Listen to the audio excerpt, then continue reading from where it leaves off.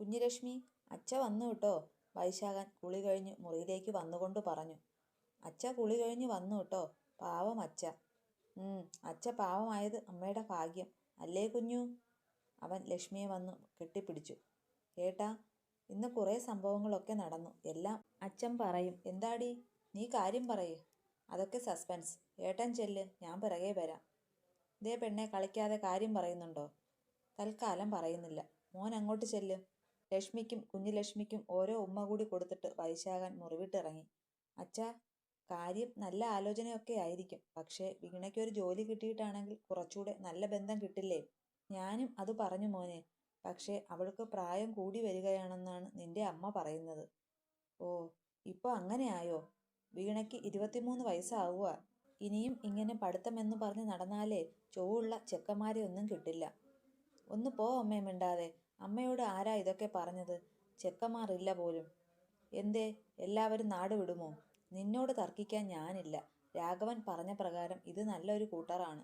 അമ്മയും മകനും മാത്രമേ ഉള്ളു താനും. അമ്മേ, കാര്യമൊക്കെ ശരിയാണ്. പക്ഷേ വീണയുടെ ഏറ്റവും വലിയ സ്വപ്നമാണ് സ്വന്തമായൊരു സർക്കാർ ജോലി. എടാ മോനെ, ഇത് അമ്മയും മകനും മാത്രമേ ഉള്ളൂ. വേറെ ബാധ്യതയൊന്നും ഇല്ലല്ലോ. അതുകൊണ്ട് വീണയ്ക്ക് പഠിക്കുകയോ ജോലി മേടിക്കുകയോ എന്ത് വേണമെങ്കിലും ആവാലോ. ശരി ശരി. അമ്മ വീണയെ ഇങ്ങോട്ട് വിളിച്ചേ. ഞാനിവിടെ ഉണ്ട് ഏട്ടാ. അപ്പോൾ നിന്നോടിനി കൂടുതൽ കാര്യങ്ങളൊന്നും പറയണ്ടല്ലോ. എന്താ നിന്റെ അഭിപ്രായം? എനിക്ക് അങ്ങനെ സ്വന്തമായി ഒരു അഭിപ്രായം ഇല്ല ഏട്ടാ. നിങ്ങളുടെയൊക്കെ തീരുമാനം പോലെ. അത് വേണ്ട. നിന്റെ കാഴ്ചപ്പാട് എങ്ങനെയാണെന്ന് പറ. എൻ്റെ ഏട്ടാ, ചെക്കൻ വന്ന് കണ്ടിട്ട് പോലുമില്ല. ജാതകം ചേരുമോന്ന് അറിയില്ല. പരസ്പരം ഇഷ്ടമാകുമോന്ന് അറിയില്ല. ആ ചെക്കൻ്റെ പ്രായം, വിദ്യാഭ്യാസം ഒന്നും നമ്മൾക്ക് അറിയില്ല. അതൊക്കെ ശരിയാ. എല്ലാം ഒത്തുവന്നാൽ നിന്റെ തീരുമാനം എന്താണ്? എനിക്ക് അങ്ങനെ ഒന്നും പറയാൻ അറിയില്ല ഏട്ടാ. നിങ്ങളൊക്കെ ആലോചിക്കുക. എന്നിട്ട് ഏട്ടത്തിയോട് പറഞ്ഞത് അങ്ങനെയല്ലല്ലോ. ഉണ്ണിമോൾ അത് ഏറ്റുപിടിച്ചു. നീ പോടി മിണ്ടാതെ. അവളെ അടിക്കാനായി വീണ കൈയോങ്ങി. ഇപ്പോൾ എൻ്റെ തലയിലായോ കുറ്റം? നമ്മളൊന്നും പറയുന്നില്ലേ? ഉണ്ണിമോള് അകത്തേക്ക് കയറിപ്പോയി. മോനെ വൈശാഖ, ആ രാഘവനോട് ഞാൻ ഈ കാര്യം താല്പര്യമില്ലെന്നാണ് പറഞ്ഞത്. അയാൾ ഇനി ഇതും പറഞ്ഞു വരുമോ എന്ന് നോക്കിയിട്ട് പോരെ ബാക്കി കാര്യം. അതാണ് അച്ഛാ നല്ലത്. വൈശാഖൻ എഴുന്നേറ്റു. ആ മോനെ, ഈ ട്രെയിനിങ് 6 മാസമല്ലേ? അത് കഴിഞ്ഞല്ലേടാ ജോലിക്ക് കയറുന്നത്? അതെ അച്ഛാ, അത് കഴിഞ്ഞാൽ പിന്നെ ജോലിക്ക് കയറാം. അച്ഛനോട് കുറച്ച് സമയം അവൻ അതെല്ലാം വിശദീകരിച്ചു. ലക്ഷ്മി, അവൾക്ക് സമ്മതമാണോ ഈ ബന്ധത്തിന്? റൂമിലെത്തിയപ്പോൾ വൈശാഖൻ അവളെ നോക്കി. അവള് പറഞ്ഞതുപോലെ പെണ്ണ് കണ്ടുമില്ല, ജാതകം നോക്കിയിട്ടുമില്ല. പിന്നെ എന്തിനാണ് നമ്മൾ പരവേശപ്പെടുന്നത്? അതല്ല ഞാൻ ചോദിച്ചതിൻ്റെ ഉത്തരം. അവൾക്ക് ഈ ബന്ധത്തിന് താല്പര്യം ഉണ്ടോ ഇല്ലയോ എന്നാണ്. ദേ ഏട്ടാ, ഒരുമാതിരി കുറ്റവാളികളെ ചോദ്യം ചെയ്യുന്ന രീതി എൻ്റെ അടുത്ത് എടുക്കരുത് കേട്ടോ. നല്ല ചുട്ട അടി മേടിക്കും. അവളുടെ പറച്ചിൽ കേട്ടതും അവൻ പൊട്ടിച്ചിരിച്ചു. ചിരിക്കണ്ട, ഞാൻ കാര്യമായിട്ട് പറഞ്ഞതാ. ശരി, ഞാൻ ചിരി നിർത്തി. പോരെ, ഇനി ഞാൻ ചോദിച്ചതിൻ്റെ മറുപടി താ. അവൾക്ക് താല്പര്യക്കുറവൊന്നും ഇല്ല എന്നാണ് എൻ്റെ ഒരു നിഗമനം. ഇനി ബാക്കിയെല്ലാം രാഘവേട്ടന് വിട്ടുകൊടുക്കാം. അതും പറഞ്ഞുകൊണ്ട് അവൾ എഴുന്നേറ്റു. നീ എവിടെ പോകുക? ഞാൻ അടുക്കളയിലേക്ക്. നീ ഇവിടെ ഇരിക്കുക എൻ്റെ ലക്ഷ്മി. എന്തിന്? ചുമ്മാ.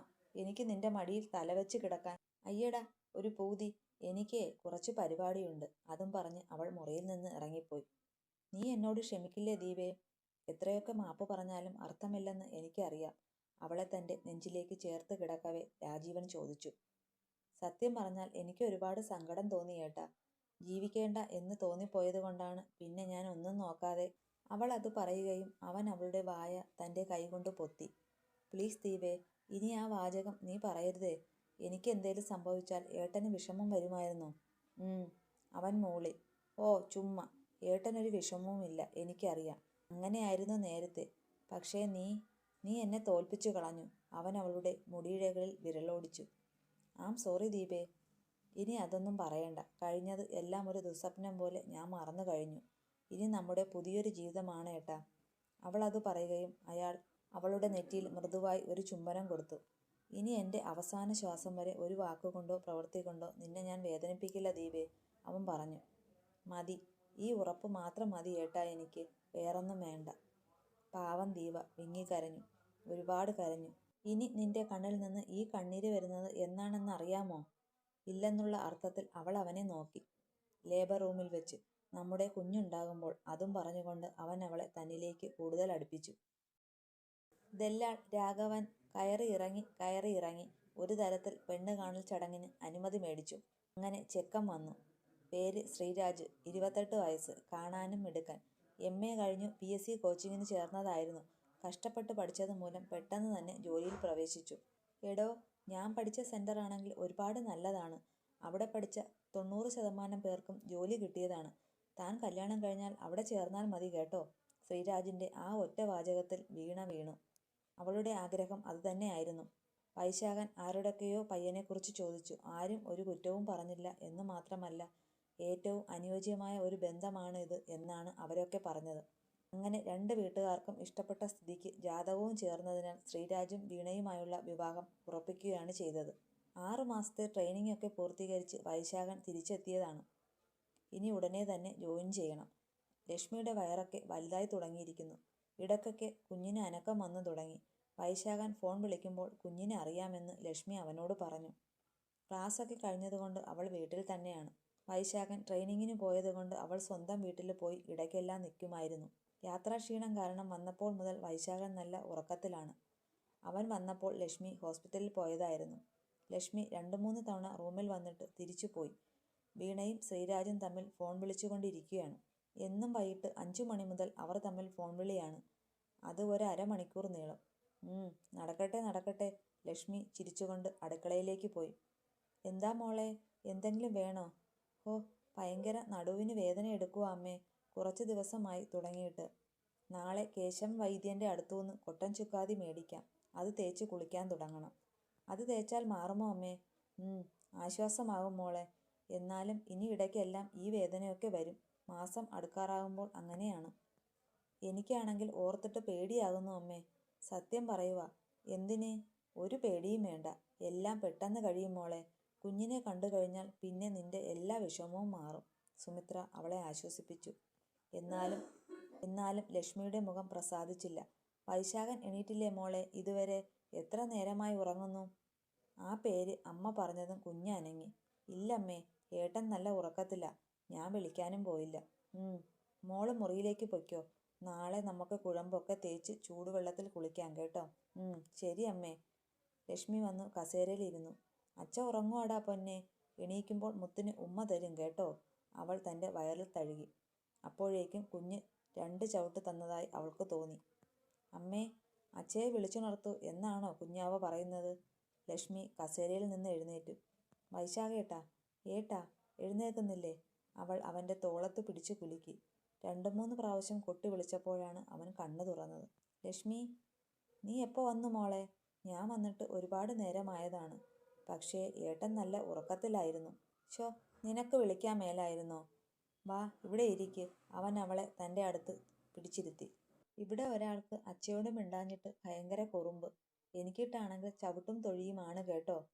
ആണോ കുഞ്ഞുലക്ഷ്മി? അച്ഛയുടെ പൊന്നെ. അവൻ അവളുടെ വയറിലേക്ക് മുഖം ചേർത്ത് വെച്ചു. കുഞ്ഞുലക്ഷ്മിയാണെങ്കിൽ കൈയും കാലും ഇട്ട് അടിച്ചു കളിക്കുകയാണെന്ന് ലക്ഷ്മിക്ക് തോന്നി. എടി, ദേ കുഞ്ഞനങ്ങുന്നു. ശരിക്കും, അവൻ ആഹ്ലാദത്തോടെ പറഞ്ഞു. ഇപ്പോൾ അങ്ങനെയാണ് ഏട്ടാ, നല്ല അനക്കമായി. അച്ഛയുടെ മുത്തേ, കാണാൻ കൊതിയായി. അവൻ തുരുതുരെ ഉമ്മ വെച്ചു. മതി മതി, എനിക്ക് വയ്യ ഈ ചവിട്ട് കൊള്ളാൻ കേട്ടോ. അവൾ അവനെ പിടിച്ചു മാറ്റാൻ ശ്രമിച്ചു. നിക്കടി, 1 മിനിറ്റ്. അവൻ്റെ പാട്ട് കേട്ട് കുഞ്ഞ് അനങ്ങാതെ കിടക്കുകയാണ്. വൈശാഖൻ വരുമ്പോഴെല്ലാം ഈ പാട്ട് പാടും. കുഞ്ഞിനാണെങ്കിൽ ഭയങ്കര സന്തോഷമാണ് ഈ പാട്ട് കേൾക്കാൻ. അച്ഛനും മോളും കൂടി എന്നെ മറന്നു അല്ലേ? അതും പറഞ്ഞുകൊണ്ട് അവൾ മുഖം വീർപ്പിച്ചു. നീ എൻ്റെ പ്രാണനല്ലേടി പെണ്ണേ. അവൻ ലക്ഷ്മിയെ കെട്ടിപ്പുണർന്നു. ഓ, ചുമ്മാ. അല്ലടി, സത്യം. നീ എൻ്റെ ഹൃദയവും കുഞ്ഞുലക്ഷ്മി എൻ്റെ ഹൃദയത്തുടുപ്പുമല്ലേ? അവൻ അവളുടെ കണ്ണുകളിൽ നോക്കി പറഞ്ഞു. ലക്ഷ്മി അവൻ്റെ ദേഹത്തേക്ക് ചാരിയിരുന്നു. നീ ഈ വയറും താങ്ങി പിടിച്ച് പോകുന്നത് കാണുമ്പോൾ ശരിക്കും സങ്കടം വരുക. ഭയങ്കര ബാക്ക് പെയിൻ ആണ് ഏട്ടാ. കാലൊക്കെ കഴച്ചു പൊട്ടും ചില സമയങ്ങളിൽ. സാരമില്ല പൊന്നെ, നമ്മുടെ വാവയ്ക്ക് വേണ്ടിയല്ലേ. ആട്ടെ, ഡോക്ടർ എന്തു പറഞ്ഞു? കുഴപ്പമൊന്നുമില്ല, ഗുളികകളൊക്കെ കഴിച്ചാൽ മതി എന്ന് പറഞ്ഞു. ദീപേച്ചിക്ക് കുഴപ്പമൊന്നും ഇല്ലല്ലോ അല്ലേ? ചേച്ചിക്ക് 1 മന്ത് ആയതല്ലേ ഉള്ളൂ ഏട്ടാ. പ്രോബ്ലം ഒന്നുമില്ല. രാജീവേട്ടൻ എന്നെ ഇടയ്ക്കൊക്കെ വിളിക്കും. ആണല്ലേ? ഏട്ടനിൽ വന്ന മാറ്റം കൊണ്ട് ചേച്ചിക്ക് ഒരുപാട് സന്തോഷമായി. വീണയുടെ കല്യാണത്തിന് ഇനി 1 മാസം കൂടിയല്ലേ ഉള്ളൂ. ഇതാന്ന് പറഞ്ഞ പോലെ ദിവസം പോവും. വൈശാഖൻ ലക്ഷ്മിയെ നോക്കി. അവൻ എപ്പോഴും ഫോൺ വിളിക്കുമോടി? ഓ, അങ്ങനെയൊന്നും ഇല്ല ഏട്ടാ. വിളിച്ചാൽ തന്നെ എന്താ, അവർ കല്യാണം കഴിക്കാൻ പോകുന്നവരല്ലേ. അതൊക്കെ ശരിയാണ്. എന്നാലും അധികമായാൽ അമൃതം വിഷമാണ്. അയ്യടാ, നാണമില്ലല്ലോ പറയാൻ. അന്ന് എന്നെ വീട്ടിൽ കൊണ്ടുവിടാനൊക്കെ എന്തൊരു ആക്രാന്തമായിരുന്നു മനുഷ്യ. അത് അന്ന് മഴ വരുന്നത് കണ്ടപ്പോഴല്ലേ? ഉം, അതെ അതെ, ഞാനന്ന് ജാട ഇട്ടത് കൊണ്ട്, അല്ലെങ്കിൽ കാണാമായിരുന്നു. ഒന്ന് പോടി പെണ്ണെ, നീ വാ, ഞാൻ നിന്റെ ഒരു ഫോട്ടോ എടുക്കട്ടെ. ഏ, എന്തിന്? അതോ ചുമ്മാ. അവൻ അവളെ പിടിച്ചു നിർത്തി കുറച്ച് ഫോട്ടോസ് എടുത്തു. ഇതെന്തിനാണ് ഏട്ടാ? കുറച്ചുനാൾ കഴിയുമ്പോൾ കുഞ്ഞുലക്ഷ്മിയെ കാണിക്കാനാണ്. ആ, ബെസ്റ്റ്. ഞാൻ ഓർത്തു എന്തിനാണെന്ന്. പാടി, ഞാനൊരു ചായ കുടിക്കട്ടെ, വൈശാഖൻ ഫോൺ മേശമേൽ വെച്ചിട്ട് പറഞ്ഞു. രണ്ടാളും കൂടി മുറിയിൽ നിന്ന് വെളിയിലേക്ക് വന്നു.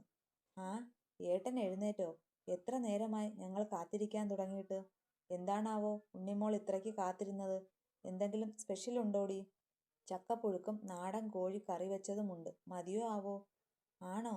സൂപ്പർ. അമ്മേ, വിശന്നിട്ട് വയ്യ, വേഗം ഒരു പ്ലേറ്റ് എടുത്തോ. ആ, പ്ലേറ്റ് മതിയോ? എങ്കിൽ ഒന്നാക്കണ്ട. ഉണ്ണിമോൾ ചിരിച്ചു. എന്തൊരു തമാശയാടി നീ പറയുന്നത്? ഇതൊക്കെ എവിടുന്ന് പഠിച്ചു? എൻ്റെ ഏട്ടാ, നിലവാരമില്ലാത്ത ഏട്ടൻ്റെ ഈ കോമഡി കേട്ടാൽ ഏട്ടത്തിയുടെ വയറ്റിൽ കിടക്കുന്ന ആ കുഞ്ഞു പോലും ക്ഷമിക്കില്ല കേട്ടോ. അതുകൊണ്ട് ദയവ് ചെയ്ത് ഒന്ന് നിർത്ത്. എന്നിട്ട് അമ്മ തരുന്ന ചക്കപ്പുഴുക്ക് കഴിക്കാൻ നോക്ക് കേട്ടോ. അതും പറഞ്ഞുകൊണ്ട് അവനെ കൊഞ്ഞനം കുത്തി കാണിച്ചിട്ട് അവൾ മുറ്റത്തേക്ക് ഇറങ്ങിപ്പോയി. ലക്ഷ്മി, വാ കഴിക്കാം, അവൻ ഉറക്കെ വിളിച്ചു. എനിക്കിപ്പോൾ വേണ്ട ഏട്ടാ, ഏട്ടൻ കഴിച്ചോളൂ. വാടി, കഴിക്കാം. അവളുമാരെയും വിളിക്കും. അവൻ നിർബന്ധിച്ചപ്പോൾ ലക്ഷ്മി ഒപ്പം വന്നിരുന്നു. ഏട്ടത്തി, കുഞ്ഞാവ ഏട്ടൻ വന്നപ്പോൾ അനങ്ങിയോ? ഉണ്ണിമോൾക്ക് സംശയമായി. മിണ്ടാതിരുന്ന് കഴിച്ചിട്ട് പോടി. അവളുടെ ഓരോ ചോദ്യങ്ങൾ. സുമിത്ര മകളുടെ നേരെ കൈയോങ്ങി. വീണ എന്തിയെ അമ്മേ? ഫുൾ ടൈം ഫോണിലാണ് ഏട്ടാ. ആ തൊഴുത്തിൻ്റെ അടുത്തെങ്ങാനും കാണും. വൈശാഖൻ കഴിക്കുന്നത് നിർത്തിയിട്ട് എഴുന്നേറ്റു. ഏട്ടൻ ഇതെവിടെ പോവുക? ഇരുന്ന് കഴിക്കാൻ നോക്ക്. ലക്ഷ്മി പറഞ്ഞതൊന്നും അവൻ ചെവിക്കൊണ്ടില്ല. വീണേ, അവൻ ഉറക്കെ വിളിച്ചു. എന്താ ഏട്ടാ? നീ എന്തെടുക്കുവാ അവിടെ? ഞാൻ കുളിക്കുവാൻ തുടങ്ങുമായിരുന്നു. എന്താ ഏട്ടാ? തോർത്തും മാറാനുള്ള ഡ്രസ്സുമായിട്ട് വീണ പുറത്തെ കുളിപ്പുരയിലേക്ക് നടക്കുകയായിരുന്നു. ഒന്നുമില്ല, നിന്നെ കാണാഞ്ഞിട്ട് വിളിച്ചതാ. അതും പറഞ്ഞുകൊണ്ട് അവൻ വീണ്ടും ഊണുമുറിയിലേക്ക് പോയി.